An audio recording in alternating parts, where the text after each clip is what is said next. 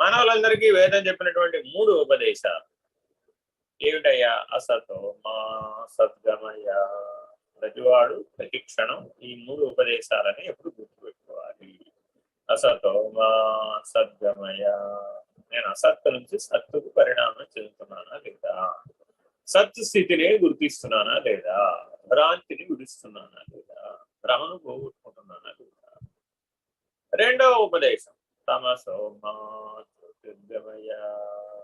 నాలో ఉన్నటువంటి నిద్ర, చీకటి, అజ్ఞానం, అవిద్య, మోహం అనేటటువంటి చీకటి తొలగిపోయిందా? తొలగిపోయిందా? కామ క్రోధ లోభాలనే నరక ద్వారాలను తెరవకుండా ఉంటున్నానా లేదా? ఇంద్రియ జయం అనేటటువంటి యజ్ఞాన్ని చేస్తున్నానా లేదా? ప్రాణయజ్ఞాన్ని చేస్తున్నానా లేదా? మనోయజ్ఞాన్ని చేస్తున్నానా లేదా?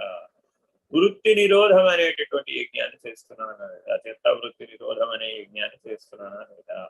బుద్ధిని ఆత్మయందు నిలిపి ఉంచుట, లయం చేయుట అనే ఆత్మ విచారణ అనే జ్ఞాన యజ్ఞం చేస్తున్నానా లేదా అనేటటువంటి లక్షణాలతో తమసోమా జ్యోతిర్గమయ ఈ దృష్టితో ఈ రెండు ఎవరైతే సాధిస్తారో వాళ్ళకి మృత్యోర్మా అమృతంగమయ. నేను కర్త అనేటటువంటి విషం పనిచేయదు కాబట్టి, నాహంకర్త అనే అమృతాన్ని అతను తాగాడు కాబట్టి అతడు అమృత స్వరూపుడు అవుతాడు. అంటే మృత్యు భయాన్ని పోగొట్టుకుంటాడు, మృత్యుంజయుడు అవుతాడు.